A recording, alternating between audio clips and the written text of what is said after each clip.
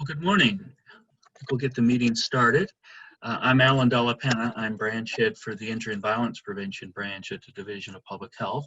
And this is the Opioid and Prescription Drug Abuse Advisory Committee, our first virtual OPDAAC meeting. I know we'll probably have folks join in, and I think by now everybody's familiar with the virtual log on and process, and hope everything's going well. Sarah Smith did a tremendous amount of work organizing the meeting, and Sarah and I were talking as we were preparing for the meeting. Our last in-person OPDAAC was the last meeting we had. It was March 6th at the McKimmon Center. And I remember March 6th talked about the first time I heard, don't touch your face, social distancing. The world was just about to change the following week when all the COVID type of things hit. And I know a lot of folks on the panel and folks attending today have been through an awful lot since our last March 6th meeting. And when we were planning to get OPDAAC restarted again, because we still have an opioid epidemic and a substance use epidemic going on in the state, we realized we wanted to keep honoring what we've tried to do at all the OPDAAC meetings, is bring topics that folks can use today, tomorrow, kind of like learn and share information of what's going on. As we've adapted to a virtual environment, just share a little bit of what we're doing. Today's meeting is really focused on things that have changed in substance abuse treatment as a result of COVID. And our presenters and panelists are really oriented around giving an update on how things have changed and maybe things folks are well aware of but may not be aware of. We traditionally hold OPDAAC as a quarterly in-person meeting.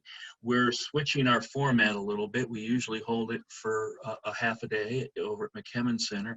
We decided that we're going to try for the remainder of 2020 to do shorter virtual meetings focused on single topics to kind of give an update. And we don't know how long we'll be in this environment, but our goal is to continue to bring vibrant, important information for folks to share that you can utilize back home. So as I say, this time's meeting will be focused on changes in treatment as a result of COVID.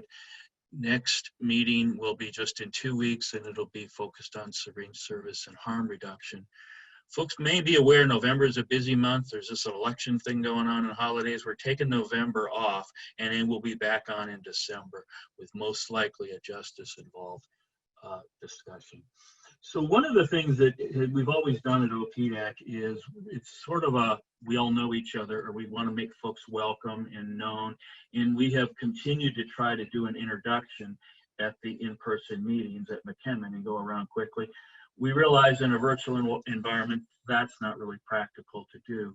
So we're going to ask folks to take a poll just to give a sense of where you are discipline-wise, to get a little sense of who's there. So I forgot to acknowledge, this is our first meeting with the Governor's Institute of Substance Abuse Helping. Pauline and her team, thank you very much. And Sarah Smith, thank you for helping kind of keep us organized and on track. So take a few minutes and complete the poll, and will give us a sense of who's on the call today.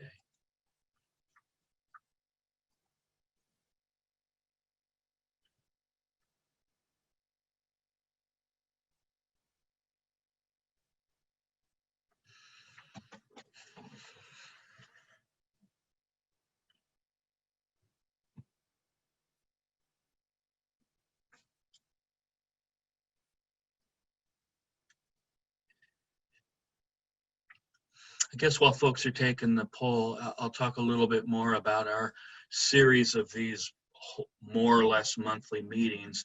We have a committee that we work with to try to keep the topics fresh and vibrant, but we welcome folks to submit ideas and submit suggestions for topics to cover that might be broadly of interest. The other thing I'll mention while we're getting ready is, part of what we try to engender the spirit of is a dialogue between the presenters and the audience, the folks, when we're at McKimmon. We're going to try to do that through the chat room, and you'll like you can probably find the chat box on there. So at each session, we'll have folks monitoring the chat, and whether I'm the moderator or someone else is the moderator, at the end of the presenter's session, we're trying to reserve time for folks to be able to ask questions. So feel free to utilize the chat as a way to log a question out there. We're gonna try to honor to get the questions that are salient, that might be of general use for everybody to hear.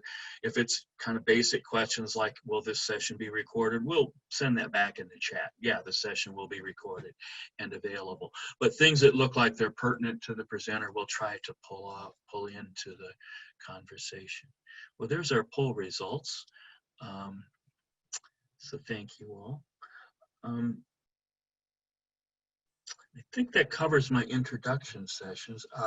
The first presenter we have up is a summary of where the data is on the opioid epidemic over the last period of time since we've gone into this COVID environment. And for folks that have been attending OPDAAC for a while, you probably know Scott Preshelbell and Mary Beth Cox and Shirani and the team that works on the data. So we've asked Scott to give a presentation on where things are with the data. So I want to acknowledge, last Friday, Scott received a prestigious award. The Association of State Injury and Violence Prevention Programs is called Safe States, and Scott received the top award from Safe States last Friday, the Vision Award.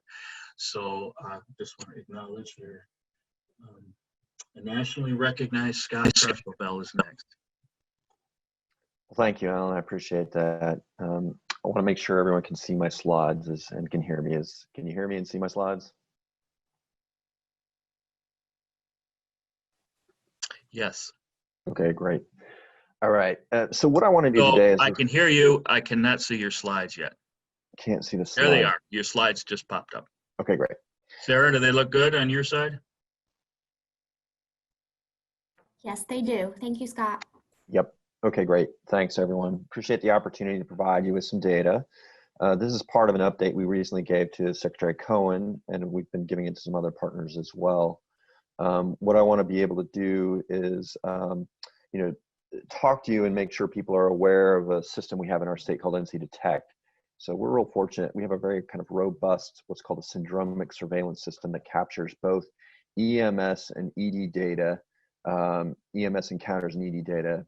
For ED, 3 times a day, 126 emergency departments across our state provide chief complaint, general presentation, and other vitals to North Carolina NC Detect. Many provide triage notes, although that could certainly improve. And then eventually all provide what's called ICD-10-CM codes for coding these ED cases. Similarly, ED or EMS encounters data comes to the state through NC Detect as part of the North Carolina Office of Emergency Medical Services, OEMS. And their data feed through Census 3.0 and through North Carolina's vendor ESO. So I'd like to, we appreciate every healthcare facility and EMS's participation, and we'd love to make this system even better in terms of data quality and timeliness. This happens to also be part of the same system that we're actively using right now for COVID as well. So with North Carolina NC Detect, we've created drug overdose indicators to generate what are called signals. These signals are things that our team investigates, and when we feel they're valid and meets our protocol, we then send alerts back to county officials.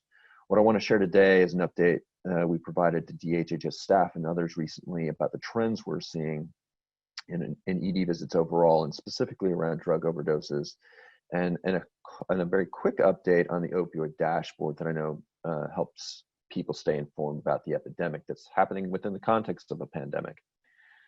So let me share this first slide here, which is this data is, again, provisional, but when you look at January and February and compare it to January and February of 2019, very similar trends. Clearly in March, mostly around the time that stay home orders were issued, things really started to change. At one point, North Carolina had even seen more than a 40% decrease. I think national figures were somewhere in the neighborhood of 42% in terms of ED visits decreases. Overall, we've seen a 19% decrease year to date compared to last year.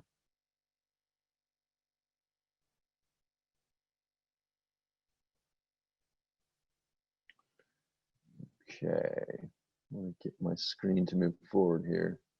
Hold on one second.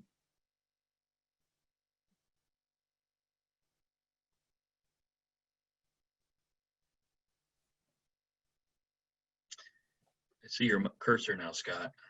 You see my cursor? Okay, it's doing something funky, so let me just reshare my screen again. Would you like Sarah to load hers up? I think I've got it. Let me just go back to the screen that I had, and hopefully it will pop up the way I need it to. So everybody on is getting our version of virtual meeting technology stuff. So thank you for persevering, Scott. Is it back up on the screen? Yes, I see your cursor moving also. Okay. Is the slide that says the 19% decrease? Slide number 3. Yeah. It's not letting me advance again at the moment, so I'm not sure what I need to change here. Let me just change things drastically here. And all right.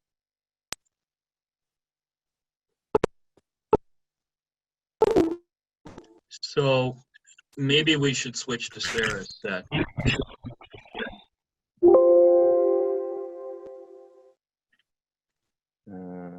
Yeah, that's fine. So I think that was the slide you were at. You'll have to prompt her to advance. Yeah, it's on slide number 3 or 4, which is basically just starting to show the decrease in overall e-visits. And the slide we were going to go to was the change and the comparison that even though we've had a 19% decrease, next slide, Sarah, North Carolina has also seen a tremendous 21% increase in medication or drug overdoses in 2020. So, that's something that obviously is not very desirable, something that we've been kind of tracking. Next slide. Well, the majority of this is still driven by the opioids. I want to also point out, and there's a 42 or a 24% increase in opioids, that this is still very much a polydrug use issue. Next slide. So again, our team kind of takes that syndromic surveillance data. It then reviews some of these, and then we share it if needed with either the local health director and the local EMS agencies and our state prevention team. Next slide. So here you can see the number of alerts that have been sent out from the beginning of the year. And again, obviously January and February were prior to COVID. We then saw this real big increase in March and April. So much so we in May decided we needed to kind of change our protocol because we were worried about alert fatigue. But we've still seen some of these alerts, and we've sent out some, including one yesterday. So we have one for September already. Next slide. Next slide. What I want to also transition to a little bit is this is a data slide on deaths. And of course, in 2017, we had 2,300 deaths related to unintentional poisonings. In 2018, for the first time in over 5 years, we had a decrease in the end of about 9% deaths to 2,100. And even though the slide is saying 2019 data is less than 2018, we still have about 200 plus pending cases that are likely to eventually become an overdose. So that number will likely surpass the 2018 data, which is unfortunate. Next slide. And again, we were kind of celebrating last year at this point that we were seeing this potential decrease, and we actually saw it. And even though a year ago at this point, it was estimated to be about a 5% decrease, it ended up being 9%. Next slide.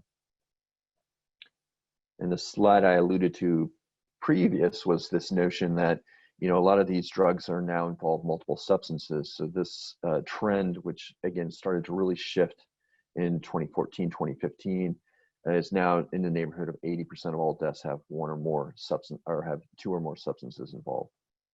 Next slide. I'm going to quickly kind of go, hopefully most of you are familiar with the opioid dashboard that tracks along with the opioid action plan. Next slide. Again, a slide that might be a little hard to read, but basically these were historical indicators that were focused on deaths, emergency department visits, naloxone administrations, kind of the highest end outcomes for a lot of these measures. Next slide.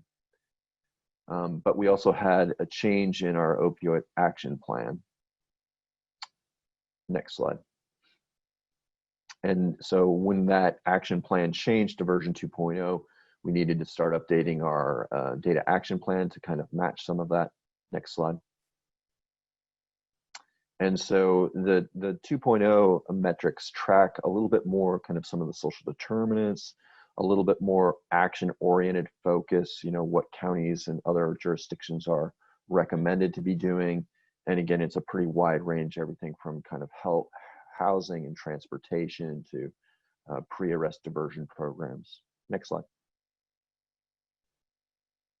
And even though it's not live yet, it's nearly live.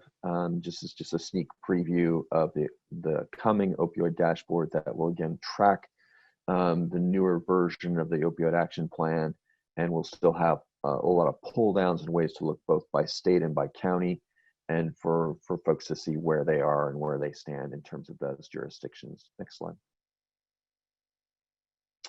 And just one last quick update, you know, our branch will still house and post a lot of the opioid and drug overdose surveillance data. So I want to make sure people are aware of that. We actually push it out to in the neighborhood of like 3,000 partners and organizations every month. If you're not part of that distribution list, we'd be happy to add you. Again, you can also just go to our website and find most of the things that are also pushed out. Next slide. So with that, let me turn it back over to Alan, and again, appreciate the opportunity to update folks on some of the data that we're seeing. Thank you, Scott. Mary Beth, I think you've been tracking the chat. Yeah, we've got just a couple of questions coming in. And I did want to quickly flag that that dashboard preview slide that Scott shared is also provisional data. So if you're looking at your county there and something looks funky on the map, that's probably just because it's test data that we're showing. And we're hoping that by the end of October, that dashboard will go live and be ready for folks to start using. Sarah, Mary Beth, could you just momentarily describe what provisional means? Well, actually, so provisional is data that hasn't been finalized yet. So we're waiting for maybe, like Scott mentioned, the final codes to be entered into the ED data, or like pieces of the death certificate and toxicology results to come in. And I probably should have used a different word. It's actually just test data. So it may not be the true data. We're just kind of building that dashboard with some dummy data, fake data to make sure things are working. So I wouldn't take that screenshot Scott shared as gospel truth. But speaking of provisional data, Sarah, there was a request if you could go back and just show the increase in overdoses involving opioids. Scott, someone was hoping we could spend a little more time on that slide. I think with it was the green slide bars. 3. So, yep. One more, there we go. And Yes, for folks, sorry, go ahead, go ahead, Scott. Mary Beth. I was just gonna say that lots of people were asking if these slides would be shared, and Sarah did comment in the chat box that they will be available, and this presentation is recorded as well. Yeah, I don't know if there's a ton here to describe other than, this is a year by year look at what the emergency department visits that were designated as opioid overdoses, and what we've tried to do here is you can kind of see a year to date. So those the darker bars really represent kind of through August, so year to date.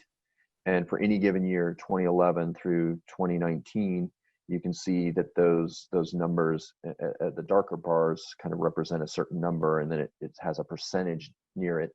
And that percentage is the difference between the past year and the current year. So if you're looking at 2019 and you're seeing a 2% decrease, that was a 2% decrease year to date from 2018. And when you're looking at that final bar on 2020, you're seeing a 24% increase compared to last year at this time, the data that we have. And then again, those lighter parts of the bar just kind of continue that trend out for the rest of the year for those years. And obviously in 2020, we're only in August, so we don't have those data yet prepared, but you can see kind of what it ended up looking like over the course of time, kind of by year. Thanks, Scott. Lots of questions too. A point of clarification about this being emergency department data and whether or not reversals that are reported to syringe services programs are included in this slide. Yeah, good question. And really the key thing there is that if people end up going to the emergency department, this will likely be part of the emergency department record. It's possible we get information related to medications that were provided either at the scene or after. But, for those people who reversed kind of quote unquote in the field, if they don't show up in the emergency department, then they wouldn't be part of these records. And, we know even in the EMS cases, there's certain jurisdictions that have a lot of release against medical advice or refuse to transport, so they don't make it into the ED setting, but they make it into the EMS. And then again, for a handful of other programs that might, be in a different system. Now, specifically for needle exchange programs, that data is recorded by those programs and becomes part of the state record. So we have that information, and I think we're getting close to being able to report out on that for this past year. So look for that in the future.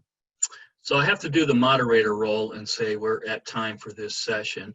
We'll attempt to, Mary Beth and Scott can provide additional commentary in the chat for other questions we weren't able to get to, but I sincerely appreciate the team's time to put together the presentation and provide the update. And for those on the call, just, there's really great resources on the dashboard and so forth. So take time to look at it. So I'd like to transition the next presentation to Elise Powell, who is the Health and Human Services opioid coordinator, to frame up changes that have happened in treatment since COVID has hit. And I think a lot of changes have happened. Elise, are you ready?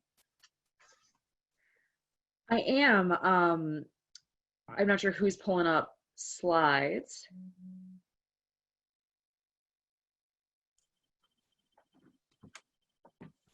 Is that me or Sarah? Should it be someone else? You can share your slide set, Elise. Just the share screen button at the bottom of the screen.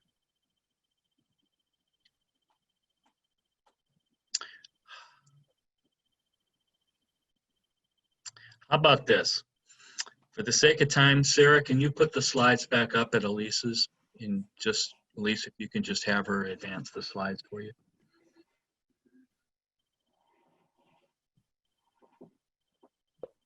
Sure. Sorry, all I know.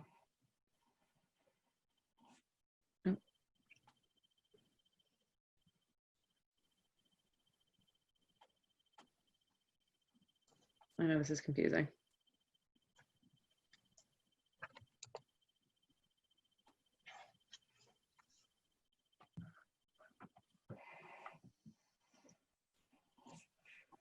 Okay, Elise, I think you're set.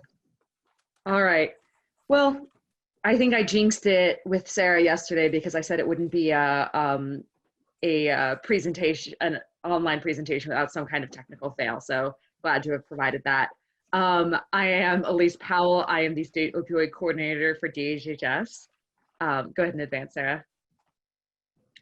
And just to frame up the conversation that we're having here, when we originally conceptualized this meeting, we really wanted to just acknowledge the incredible changes that have happened during COVID-19 for people who use drugs and people with substance use disorders.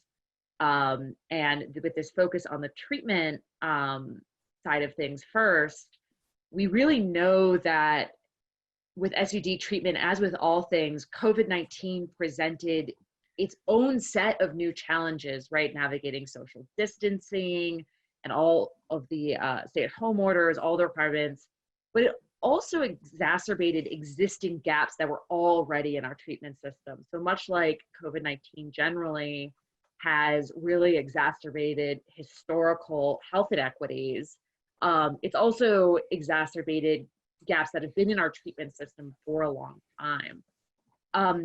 That being said, there has been a ton of great work to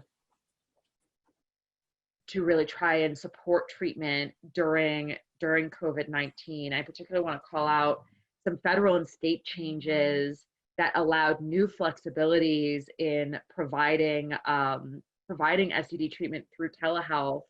And some of these flexibilities have been things that partners have been advocating for a long, long time, particularly the DEA flexibility that allows an MAT prescription through telehealth rather than requiring an initial in-person visit. There was both federal and state work, which I know my colleagues will talk about in just a moment, so I don't want to steal too much of their thunder, to allow expanded take-home doses for opioid treatment programs, as well as a large suite of telehealth flexibilities for behavior and psychosocial support. So, really suddenly we, both at the federal and state level, experienced some incredibly rapid changes in the flexibilities to provide treatment. So this really has been a huge experiment right in the middle of a global pandemic. I particularly want to call out the great work in North Carolina to make the move that behavioral health providers and syringe service programs were declared as essential services under the stay-at-home order. You can go to advance, Sarah.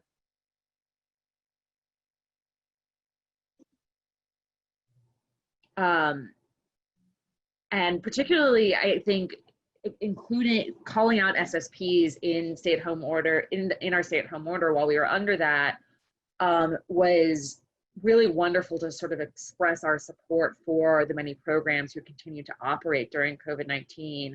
We also, thanks to the Division of Public Health, who put out this memo to let syringe service programs know they were considered an essential service under the stay-at-home order, and so that they had something that they could show partners as they continue to operate.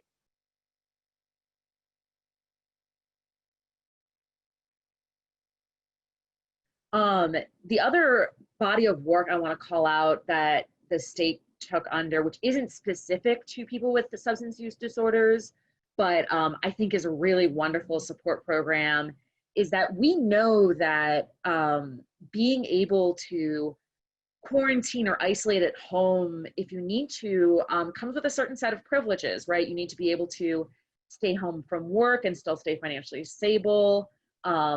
What if you need to access medical care, right?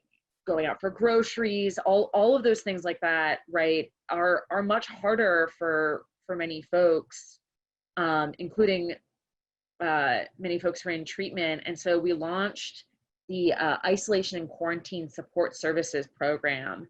And so this is not in every county, it's in 20 targeted counties, but the idea is to provide wraparound services to help people if they need to successfully quarantine or isolate. And the services can be wide-ranging, including home delivered meals and groceries, a one-time relief payment if there's a financial burden that may prevent someone from staying at home, transportation to and from needed medical services or medication delivery, as well as COVID supplies.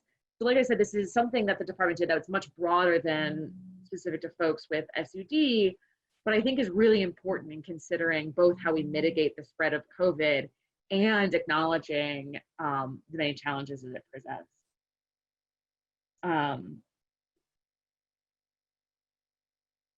Go ahead. And finally, I just want to acknowledge what I said earlier to tee up the really amazing conversations I think we're going to have ahead, both about flexibilities the state put into place to make treatment easier to access, as well as some of the interesting things that our hardworking providers have done to continue providing treatment during COVID. You know, we know that even before we went into this pandemic, we were already providing treatment with too small of a pie, right? We knew that care navigation, sustainability of care and support were challenges even before we got into this, and COVID layered on a whole extra set of challenges, including making care navigation even more difficult, as both health and human services shifted the way they were delivering services. I want to acknowledge that in particular, some of the hardest hit sectors of the economy were ones that, you know, people who were re-entering the workforce, whether from SUD treatment or incarceration, were some of the ones that were hardest hit. You know, our food service industry jobs, our entertainment industry jobs, our hospitality jobs. And so really want to acknowledge that. And then finally, I wouldn't be allowed to work for this department if I didn't mention that in the list of a global pandemic, we still have not expanded Medicaid, and I'm really appreciative for the governor and the secretary on advocating for that, because we know that more than half of people who appear in Mary Beth and Scott's data there with a emergency department overdose have no health insurance at all. And so again, these were all issues that were there before COVID, and want to acknowledge that dichotomy. So with that, I'll pass it off back to Sarah and Alan, and then to our next presenters. Thank you, Elise. Next up is Smith Worth to provide a substance use treatment disorder during COVID. Smith? Okay.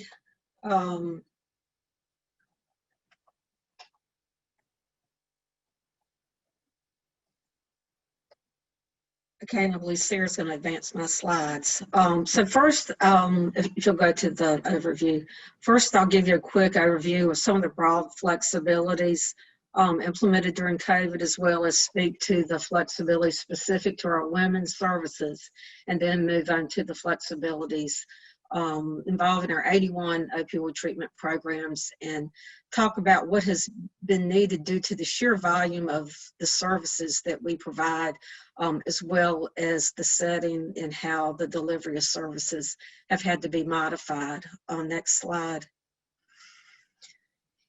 So in terms of general flexibilities, allowing services to be provided through telehealth involves the use of technology such as telephone-based services, video conferencing, texting, smartphone applications, and web-based tools to provide care over a distance without requiring patients to travel to a clinic or a provider's office. In some cases, our patients did not have the technology at home. They would come into the clinic, and the clinic would provide an office for the patient to converse with either the doctor or mid-level or the counselor. So that was sort of one of the workarounds we've had. Telehealth has allowed our patients to continue to access care to SUD services without leaving their homes sometimes as well. SUD, individual services and group therapy, is one of the most common modalities, so you can imagine that having to combat these two services in and of themselves have made it really difficult when we had the stay-at-home orders in place and trying to keep people safe. So without telehealth participation, it just wouldn't have been possible for the vast majority of our patients. Some enhanced SUD services follow a weekly schedule with a certain amount of hours required in order to bill service, like SAIOP, which is Substance Abuse Intensive Outpatient Program. So for example, a client has to participate in that service no less than 3 hours per day, 3 days a week. So this flexibility decreased the contact time to half of that, so that it was still an enhanced service. It still provided at least 90 minutes of care, at least 3 days a week, but this decreased the contact time and allowed people to get an adequate amount of care, but in a safe manner. Next slide. The service definition also requires specific staff, specific training and supervision.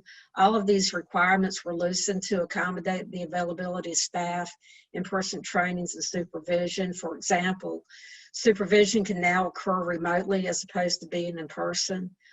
We also wanted to ensure that provider staff could focus their time and efforts on the service delivery, so prior authorization requests and authorization requests for continued services were waived. And there has been an increase in the number of take-home doses allowed and flexibilities for payment of services in our OTP programs. Next slide. I wanted to also mention that Starling Scott Robbins, who is our Women's Services Coordinator, her team with Judith and Melissa and Denise, they've just done an amazing job with the perinatal and maternal and CASA Works programs that are residential and comprehensive across the state, especially since the onset of COVID. These long-term residential programs, they have pregnant women and parenting women, and sometimes the women have up to 3 or 4 children with them in their residence. So these flexibilities have been really critical for them to provide such wonderful care to these families. They've allowed them to make sure that the needs of the women and children who are in the residence are addressed. So I want to just give a mention to that. Also, they've continued the ongoing screening protocols that they put in place in the beginning, the isolation of new admissions, quarantine protocols for women and children or staff who might test positive. Providing consultation, her team has given technical assistance, particularly around billing clarifications and funding. They had a lull in referrals, particularly the residential programs. And so, you know, on the other side of COVID, we want all of these programs to remain whole and to continue to provide the care that they offer. Next slide. This is the OTP census. So in North Carolina, we have 81 opioid treatment programs that serve, as of yesterday, 20,862 patients daily. On March the 1st, we had 19,634 patients. Although we saw a slight dip in new admissions around the 1st of April at 19,580, we have since seen a steady climb in admissions. As of yesterday, we had a total census of 20,862. That's a total increase of around 1,230 patients. So we have seen our census climb steadily since about the 1st of April. Next slide. All of our clinics have disaster plans, you know, with our state's history of hurricanes and tropical storms and floodings. However, our discussions in the beginning continue to be around making sure that there's extra medication on hand and that medication is properly stored, and that the DEA would support that. Giving out as many take-homes as we do, our programs were not used to the volume of medication that needed to be on hand. The use of our central registry has been paramount in keeping up with these numbers and trends. And then also ensuring that our providers have agreements with temporary agencies so that both staff and patients aren't impacted in the case of a staff shortage, which we've had to use as well. We hold weekly Zoom meetings with our OTP program directors, as well as weekly meetings with our medical directors and program physicians. We've added a module to our central registry where programs report the number of staff and patients with symptoms or those that have tested positive. We've kept a real close eye on those numbers. Among our patient population, we've had around 2.6% reporting symptoms. However, among our staff, that percentage has been far higher than the patient population. That is something that we've got our medical directors working on, looking at that kind of trend and making sure that there's a constant reminder among the staff, you know, as far as, you know, their activities, you know, when they aren't in the clinic, there are, you know, things that they do that might perhaps expose them unnecessarily. So we're doing more education among our OTP staff. Early in clinics that were closest, like to the Tyson and Smithville plants, reported, you know, the increase in number of cases, and that could have been really catastrophic if we had not had the opportunity to use blanket take-homes. As we watch some of those numbers, you know, climb. And so we were able to intervene to slow the spread by, you know, moderating the number of patients that were actually in our clinics. Reimbursement, I think, was another issue that we have looked at. Part of the preparation about making sure that the 14 to 28 day take-homes were reimbursed, because in the past we had had experiences with hurricanes that the programs had lost money when they gave blanket take homes because they only get reimbursed. In the past, they'd only gotten reimbursed for the one day that they presented at the clinic. And then all the take homes they took with them were not reimbursed. And so that has made a huge difference in changing how they are able to provide the service to these patients. We've had a lot of positive feedback from patients and staff in terms of telecounseling and telehealth, as well as allowing for curbside dosing. So if a patient or someone in their home has COVID, they're exposed, then or maybe they haven't been tested yet, then we've been able to provide curbside dosing where they don't get out of the car. Next slide. Patients receiving treatment in an OTP, they start out with daily attendance.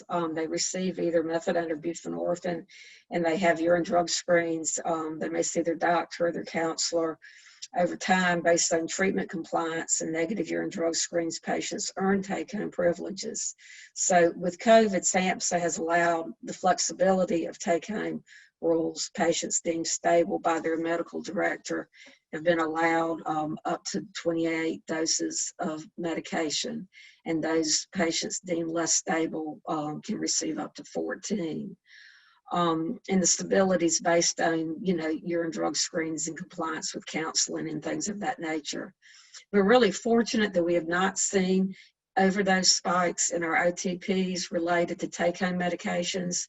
We have seen an increase in certain incidents, but these incidences or increases are not related to the methadone take-homes or buprenorphine take-homes that many people were so concerned that we might see.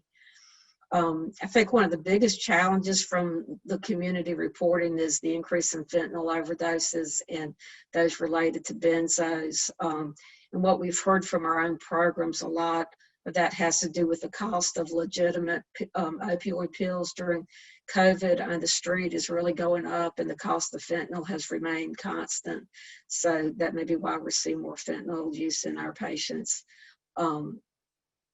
All in all, the OTPs have been balancing the risk of harm reduction, more take-home doses with the risk of diversion and overdose. We want to keep our patients safe from the virus, but we also want to keep a close eye on the overdoses and relapses. And that concludes my part. Thank you. Thank you, Smith. Now I turn it to Devin for a Medicaid update. Thank you so much. And I just wanted to touch base and ask how much time we had left in the segment. We're over time now, but. Okay, that means 4 minutes. Got it. Yeah. Next slide, please. So I just wanted to, follow behind Elise and Smith and talk a little bit about what we did at Medicaid to get to those flexibilities, what they were, which has been mainly covered, and our timelines for what's next. So next slide. Next slide.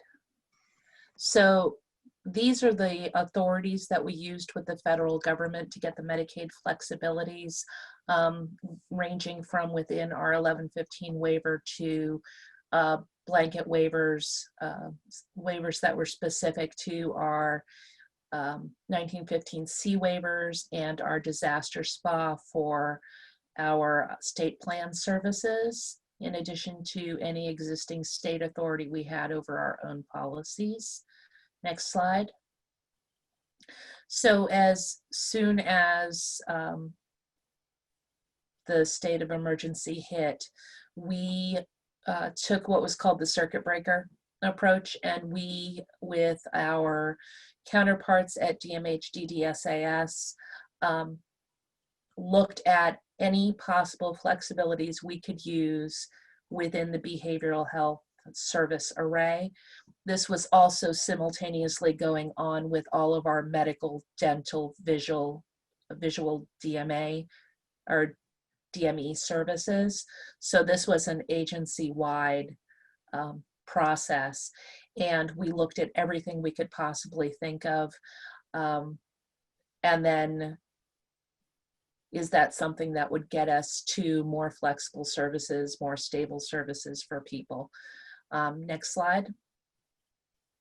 So almost as soon as we managed to publish all of those flexibilities and request them through the appropriate authorities with CMS, we started trying to figure out what we were going to keep at the end of the COVID emergency if it was value added.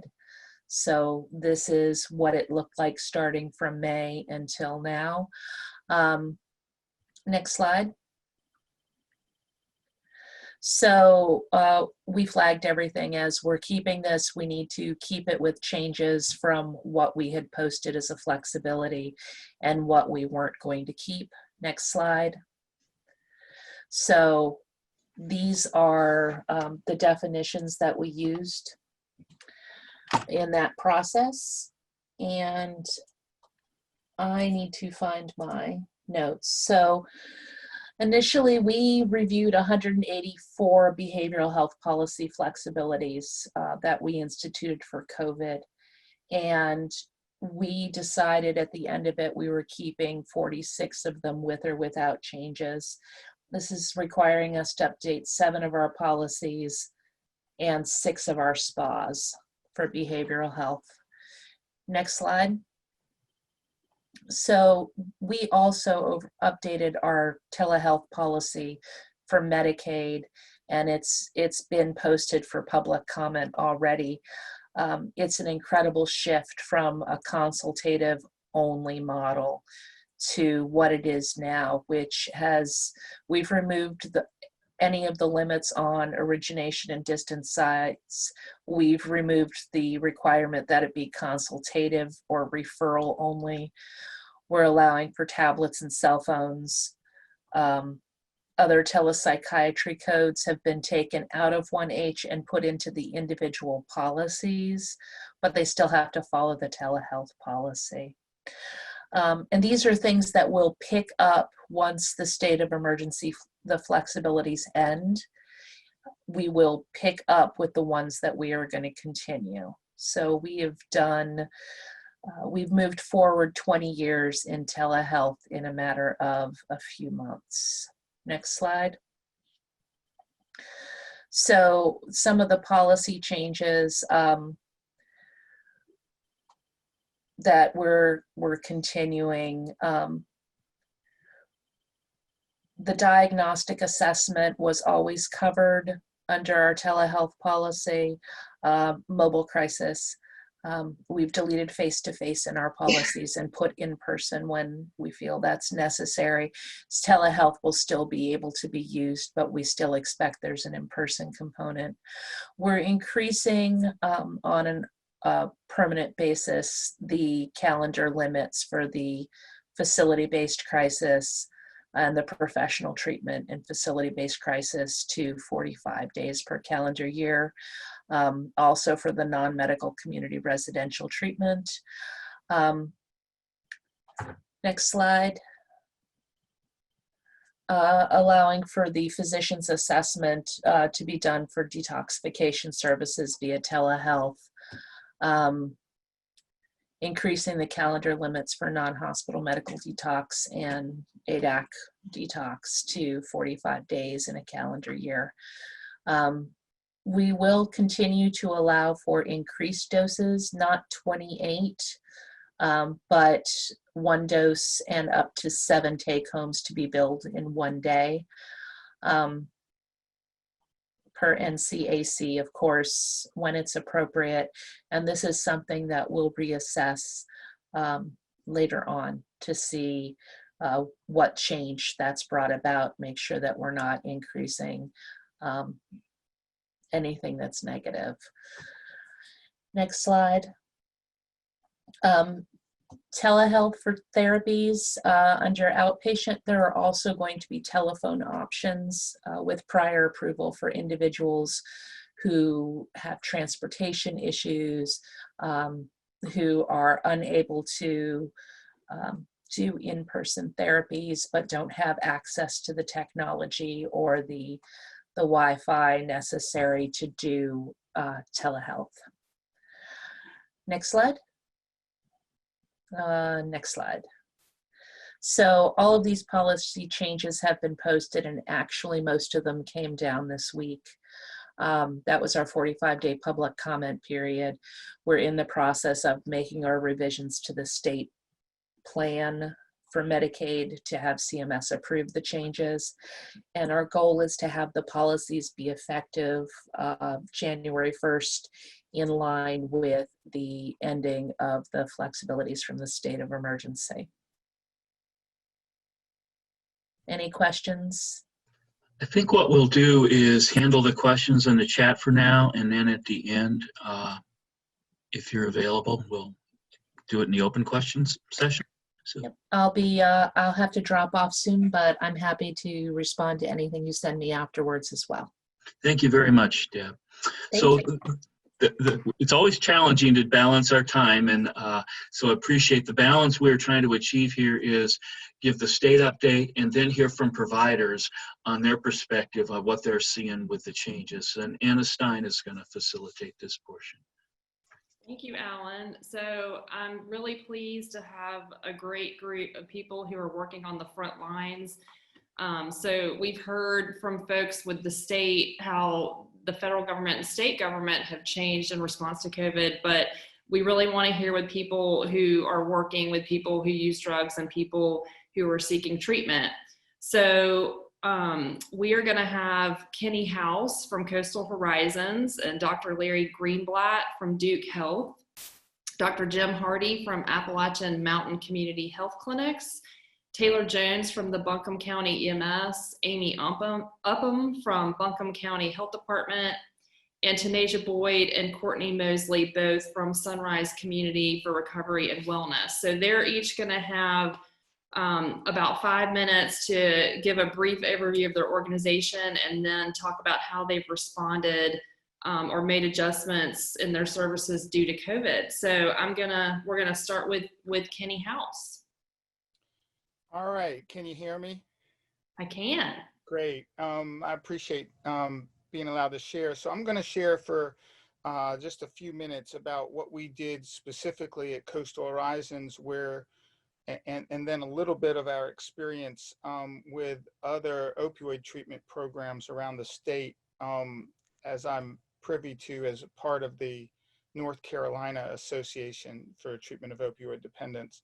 So at Coastal Horizons, we're a nonprofit community provider, and we're providing a whole array of services in the substance use and mental health realm, but have about a little over 500 opioid treatment patients that we had to wrestle with what to do. So it starts with our organization where we had to convert our systems to teletherapy, telehealth platforms. And we did that relatively quickly. And then in making that transition, what we learned very quick, I think our first lesson was that we had to stratify the risk levels of our patient population. So we've undergone what started in March, but now is a weekly and really ongoing process of risk stratifying our patients to determine, who's going to benefit from a teletherapy environment and who's not and needs other urgent level services, care, and attention. So, piggybacking on what Smith shared about what was called the blanket take-home exceptions, which just allows us to basically get approval for tens and hundreds of patients rather than one patient at a time. We basically divided our opioid treatment population into 6 different cohorts according to risk and according to things like everything from medical fragility to just other factors that were evaluated by our medical team in conjunction with our therapy teams and our peer support connectors. So we basically stratified, therefore, the take-home privileges according to the risk level of the patient population. And then we zoomed in each week on the ones who are at highest risk to sort through how to help them, how to assist them, and how to, do what Smith really talked about, which has been one of the phenomenons here in North Carolina, but not just in North Carolina. Actually, this is something we're seeing around the country, and that is there's relatively low rates of infection, COVID infections, amongst the opioid treatment populations, number one. And there's been very little in the way of overdoses or deaths specific to these blanket take-home policies and procedures. So that's the good news of what we've learned. The challenging news is that it was we're estimating that about 50% of our population responds well to telehealth interventions and therapy, which means that we have another 50% that are challenged in being able to be successful in that. And by challenged, it can be everything from their own motivation level to they don't have access to technology that works for them, or another whole set of variety of environmental factors or personal factors that could hinder them from being successful in telehealth approaches. So we found ourselves zooming in on that population to try to keep them attended to and well, using our peer support folks, using kind of a community outreach approach, having those people attend the clinic more frequently, but keeping the congestion at the clinic to a minimum. So it's pretty much a balancing act of that kind of a hybrid model to keep people safe, but also attend to their recovery needs.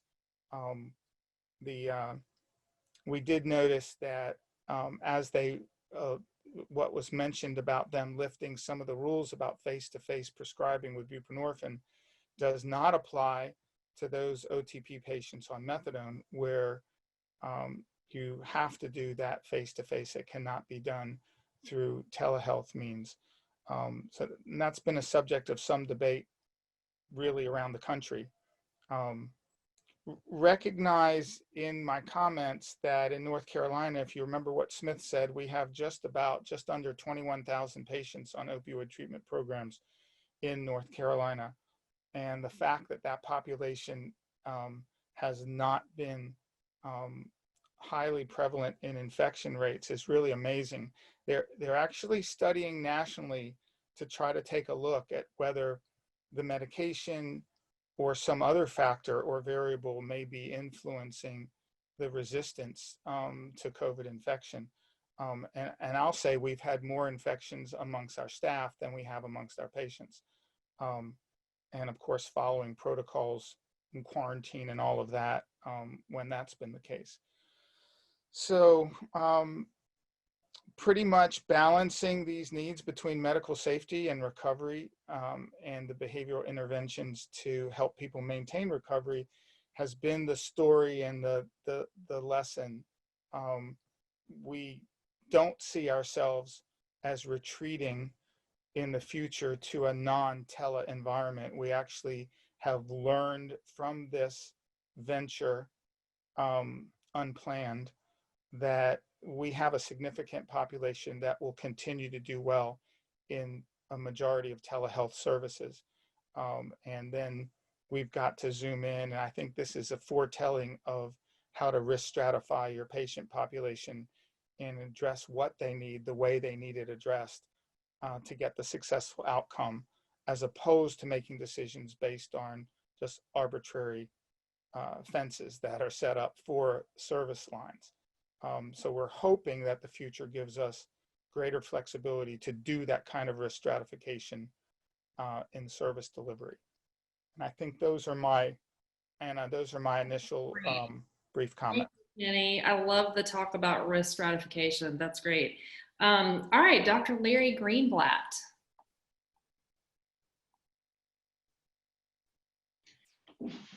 I need to unmute. Hello, everybody. Larry Greenblatt, and I'm a primary care internal medicine physician at Duke, large academic center, of course. We have a different patient population that we think about than what you heard from Kenny, which is more specialty specific. We would say that our provision of treatment for opioid use disorder is somewhat limited. It's not been broadly embraced, but it is growing. We have a number of people in a number of the different primary care clinics, family medicine, internal medicine, and others that are prescribing buprenorphine, and those numbers are continuing to increase. And we have whole departments that are really beginning to take this on. In addition, our emergency department has instituted a peer program in partnership with our crisis center. So anybody who shows up who potentially could be enrolled in treatment can be counseled by a peer and initiated on treatment immediately.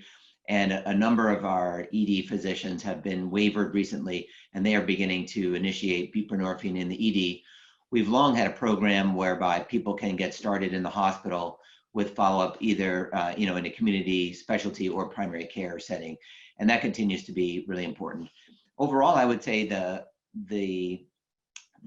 pandemic has really improved in some ways and certainly streamlined the way that we provide care. We're following the recommendations from SAMHSA, DEA, and others that it's okay to allow people longer intervals between appointments, to do appointments via telephone or video for people who are stable and doing well. And we're going to have more of those in primary care settings for sure. We're doing less urine drug testing. Certainly, there's some risk that people are either not compliant with our treatment or using other drugs. But based on what's happening in terms of outcomes, we don't think that that's been too much of an issue. Medicaid has allowed us some flexibility as well.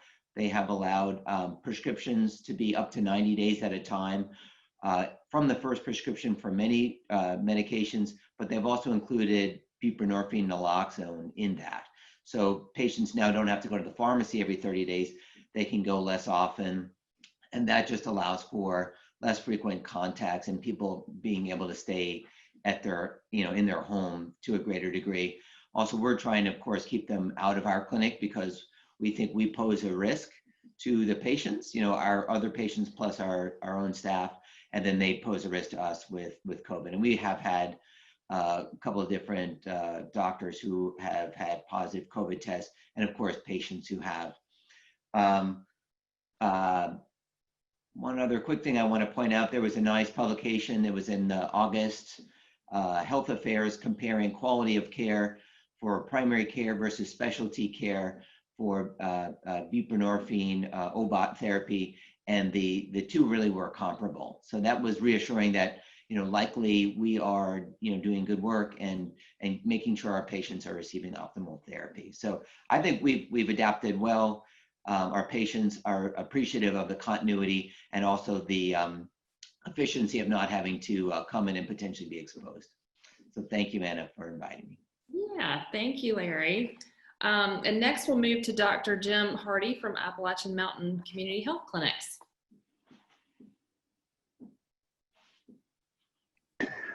I don't think my video is, oh, there we go.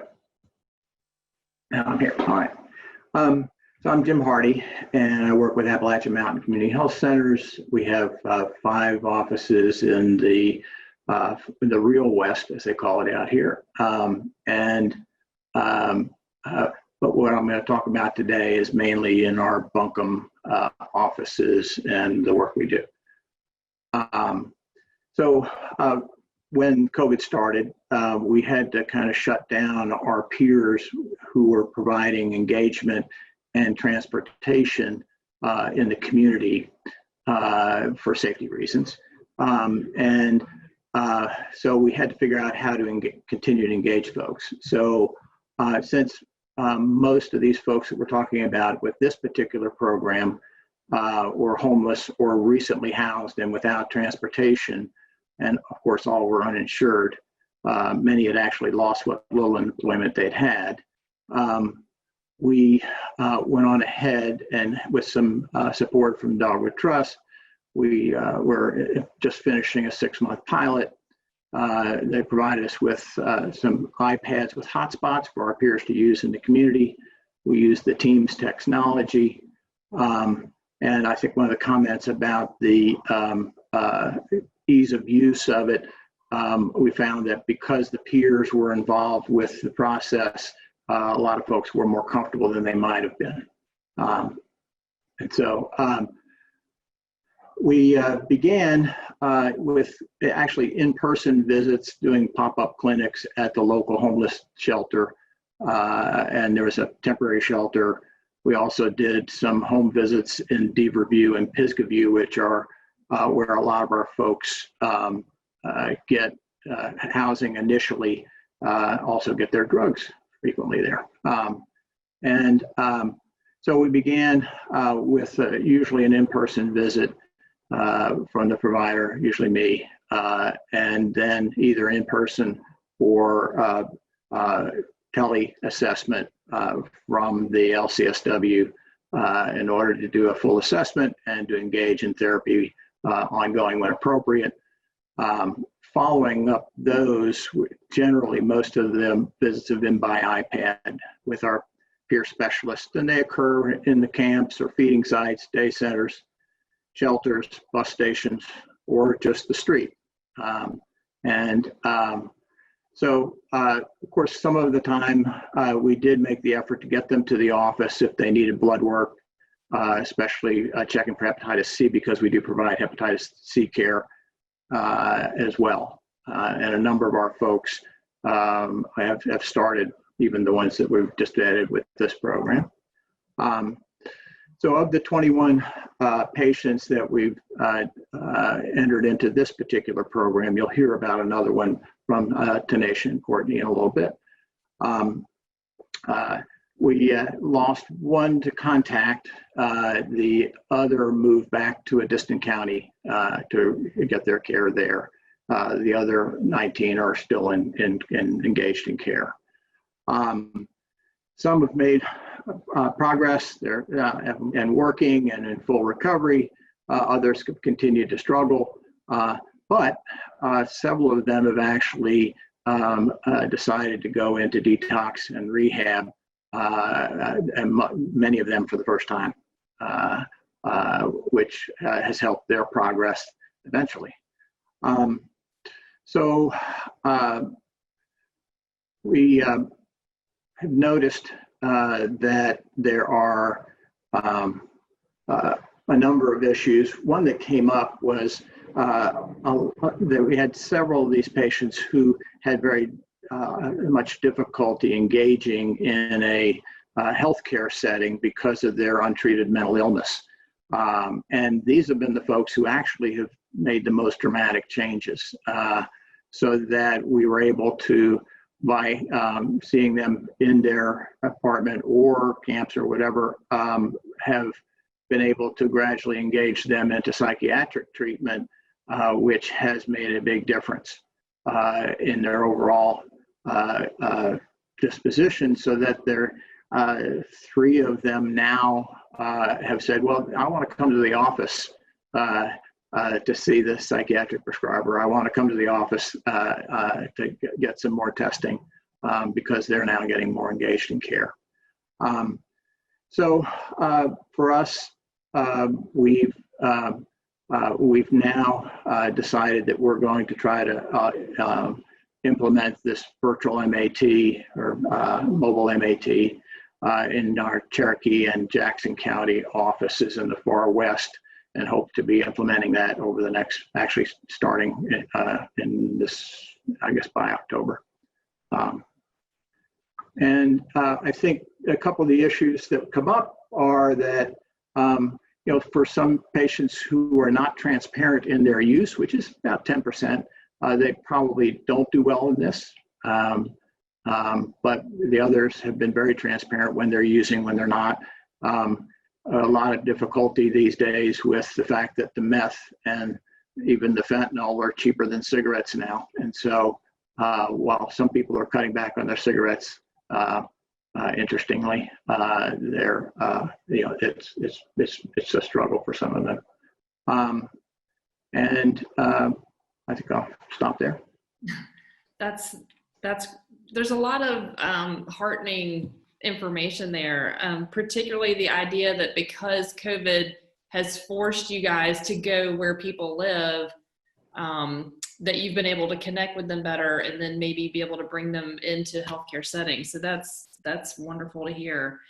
So next we will hear from Taylor Jones with the Buncombe County EMS.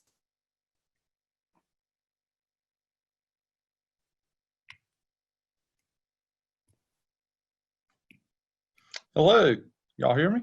Yeah.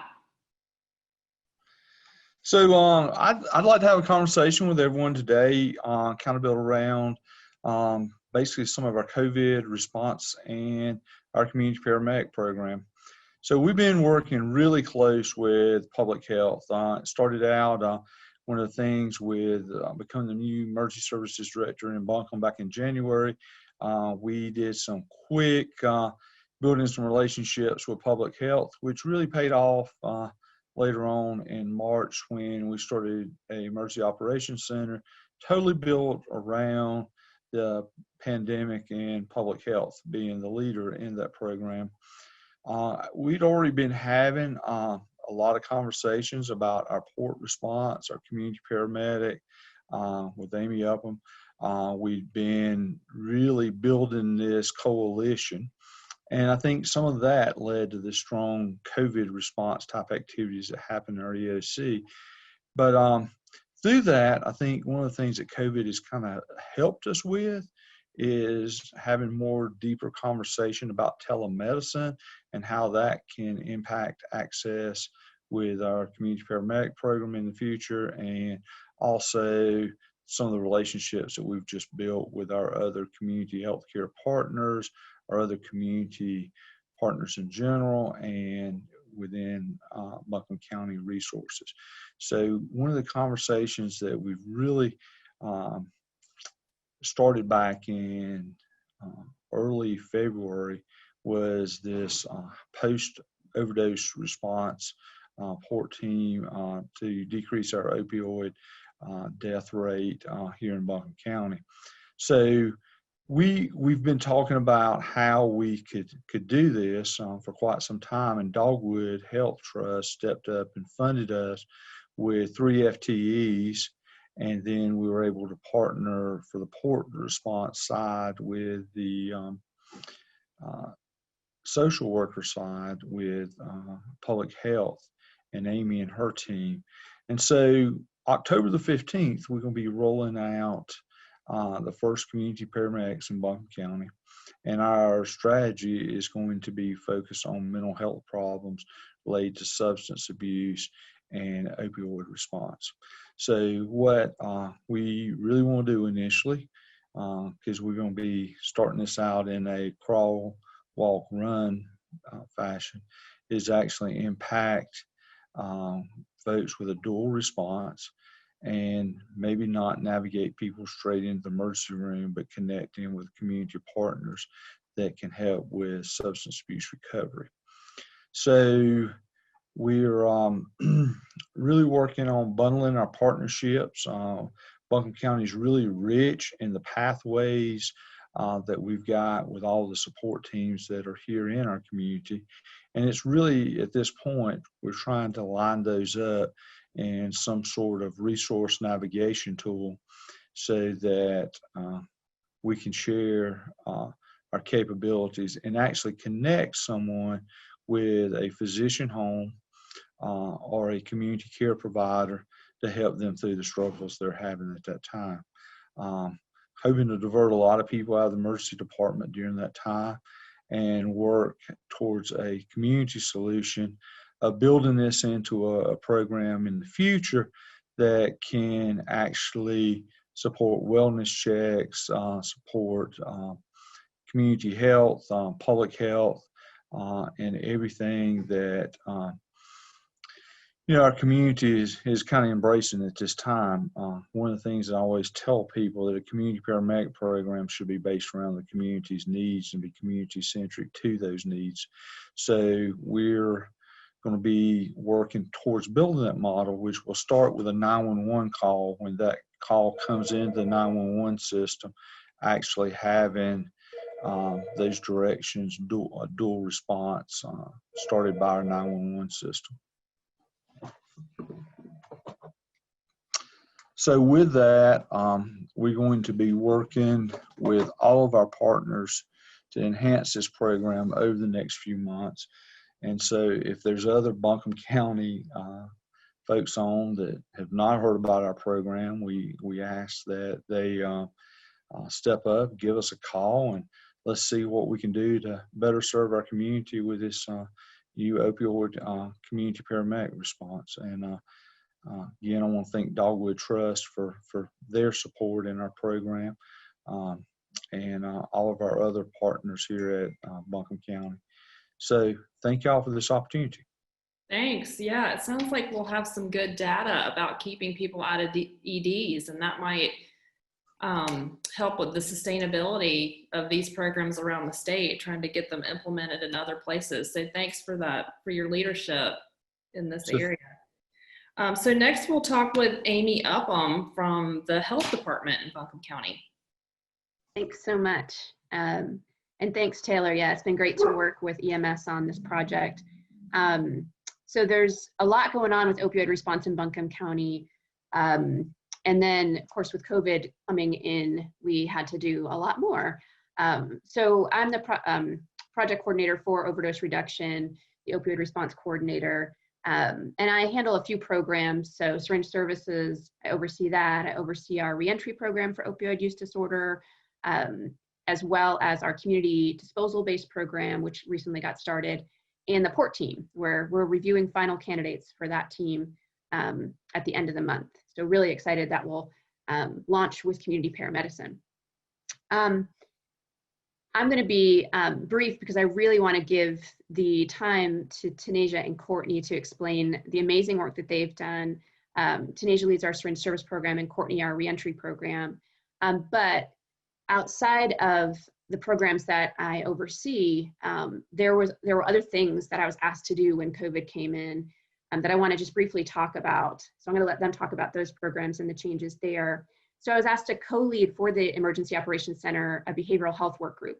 And so we pulled in providers via, of course, our MCO, all different mental health providers, developmental disability, and substance use to meet. And we met twice a week initially, and now we're meeting once a month because we've got some structure in place.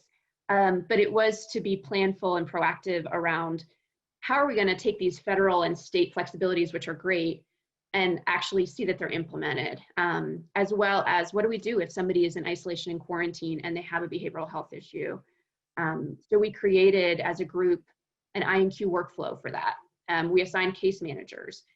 We made sure to reach out to providers and actually get providers to raise their hands and say, I will be willing to take this type of situation. I'll be willing to take this type of situation.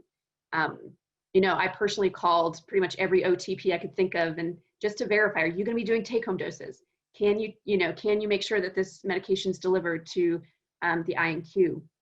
And those were sometimes hard conversations, because even with the flexibilities, not every provider knew, or not every provider was necessarily comfortable. It was a whole new world, right? And so having those conversations, I think, was helpful.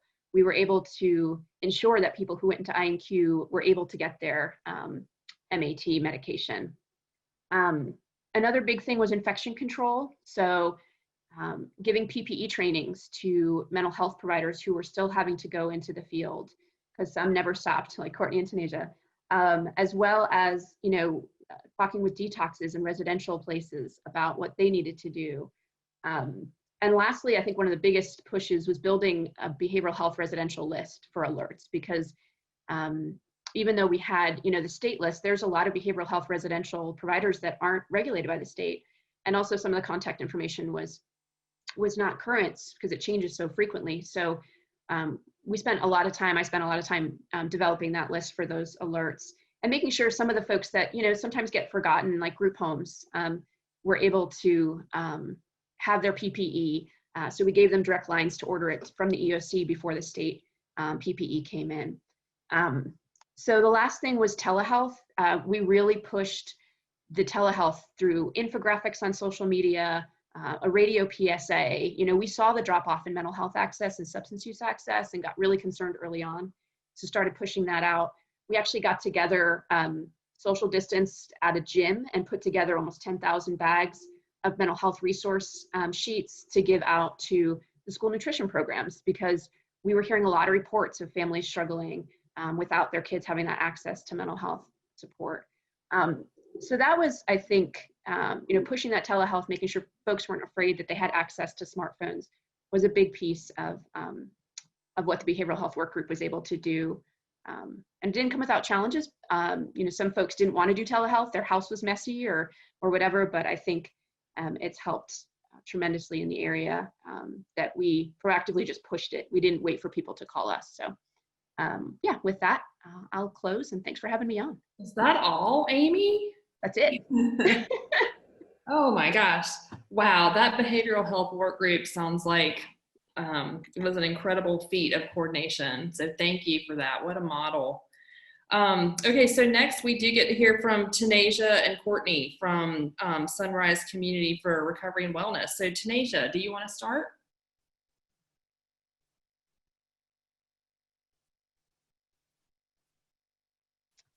All righty. Good morning, everyone.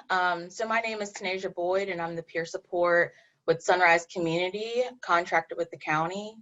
My role as a harm reduction coordinator is to run the day-to-day operations for the SSP located here at the health department. So this program started in August of last year, and we have been able to support a total number of 820 participants with supplies last year. The syringe service program provides participants in the community with sterile injection equipment in addition to fentanyl tester strips, naloxone, linkages to supportive services. We've been able to partner with Ride Health so that we're able to get participants here to get supplies and back home, or link them up to their appointments. We also, thanks to Dogwood, we have some MAT slots that Courtney will go more in depth with, but we're able to refer a couple folks for that slot. So I noticed that, you know, within like the third to fifth time that somebody comes into the syringe service program, they're more likely to access treatment. We do communicable disease prevention, education. We had an incentive program where we were able to, if somebody either got their first round, the series of Hep A or B, or get their twin Rex, they were able to get a $10 Ingles gift card, which is pretty cool. I think we got about 40 to 45 people in that program, which is pretty cool. We do overdose prevention education. So we have wound care cards, and we talk about safe injection right here. Got little wound care and safe injection. We also do refers to social determinants of health and peer support services. So a lot of people, they'll come in and not even receive supplies, but they'll come in just to talk to me because I have that lived experience. We've been able to organize monthly testing and immunization events, as well as outreach that I'll talk about a little bit more. Starting this Friday, we'll be able to have a couple of people from Health and Human Services come out to the outreach that we've been doing and do some vaccines, which is pretty cool. So from naloxone, we've had about 525 kits that we've given out from last year, 49 referred to mental health services, 75 referred to substance use services, 70 to STD testing, and 124 to peer support services. So I talked a little bit about our efforts with our outreach. So our outreach really started when COVID hit. Our SSP temporarily closed I believe, March 18th. And so we were operational from Monday through Friday, 12 to 4. And so my first thought is like, oh my goodness, like there's so many participants that are not able to access supplies. We do have other community-based organizations that are able to provide clean injection supplies, but we are located right here in downtown. So this area, I felt like it was a missing piece that we had. So we decided to link up with some organizations 3 times a week to go and do community outreach. And at one of the locations, we were able to provide that clean injection supplies.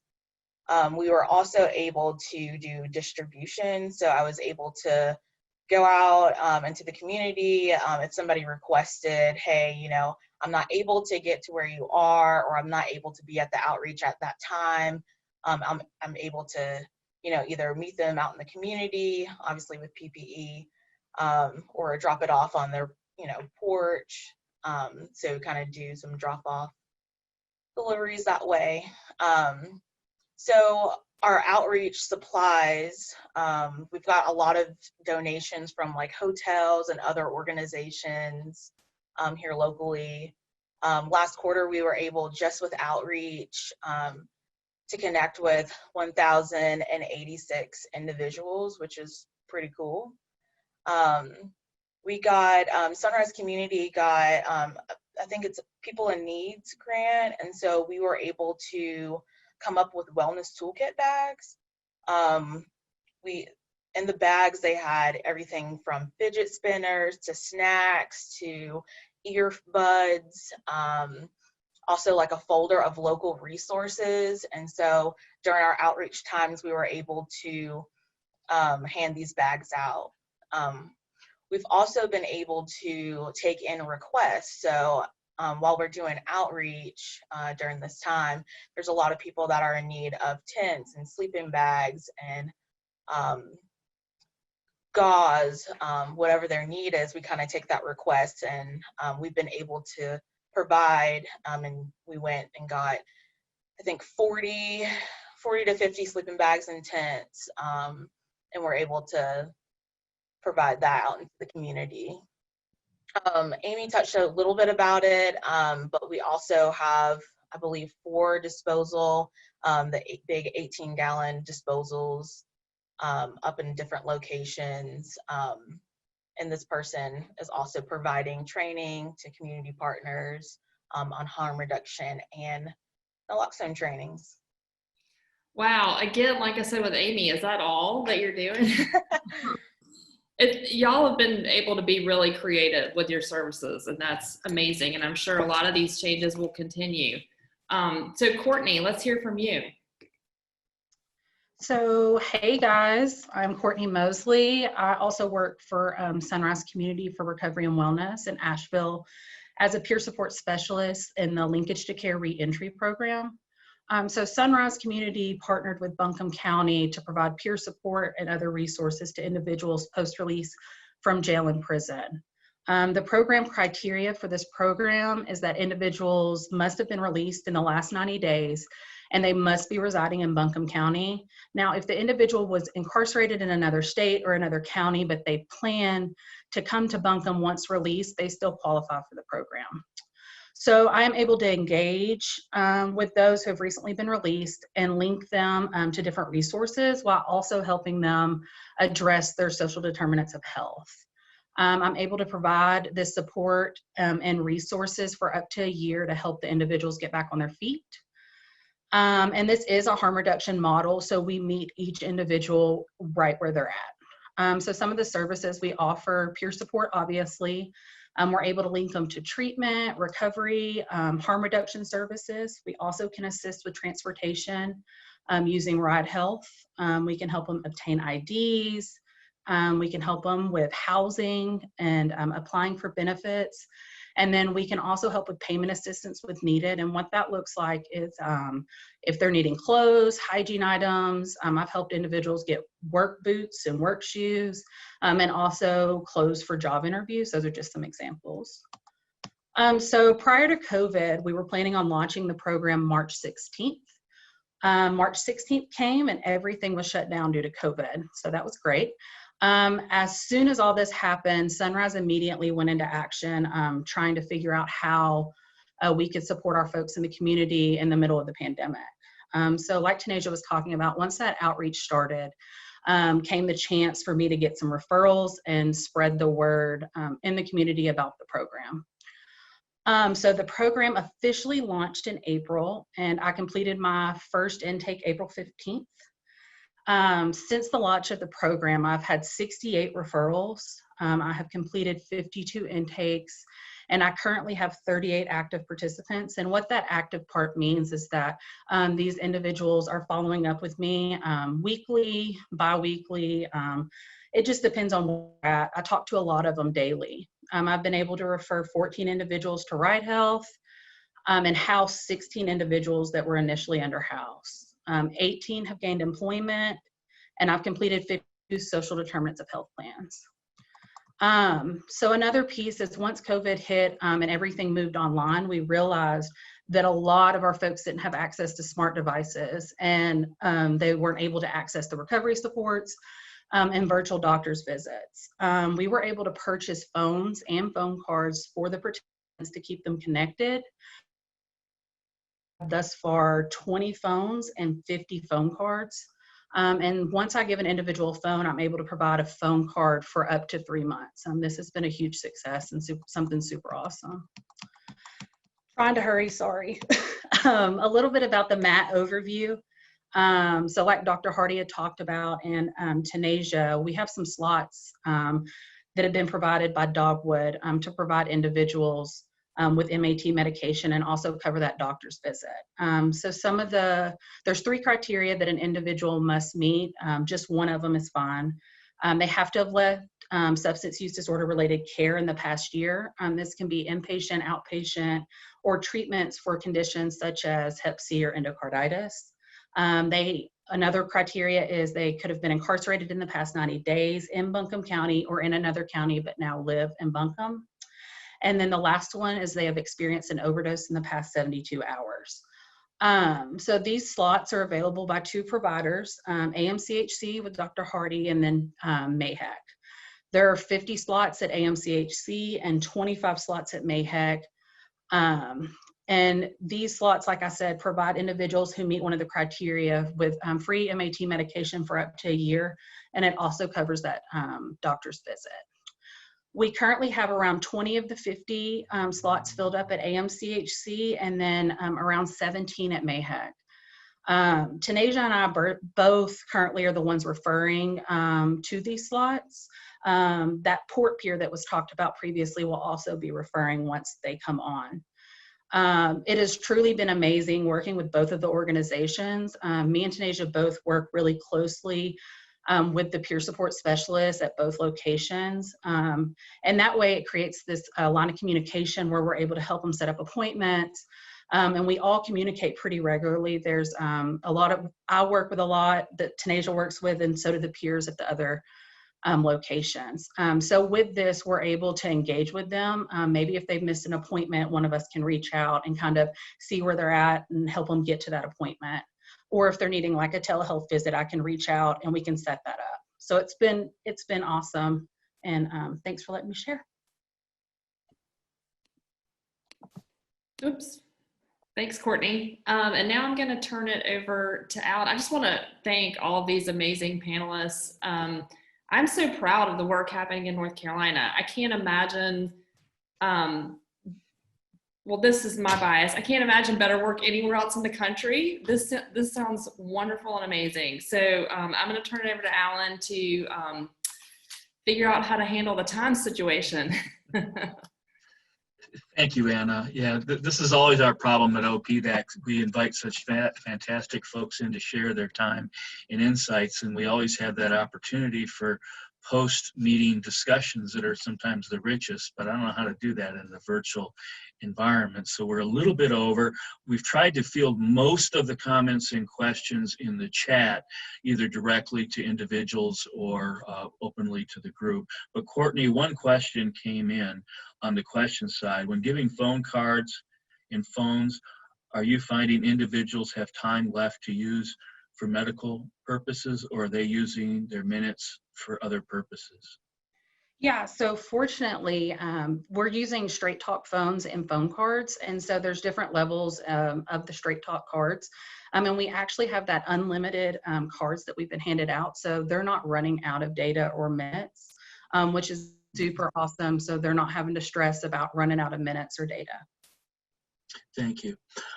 I think to honor the time our panelists have come in, if hearing the discussion from the panelists, anyone have a burning final comment to offer to the group?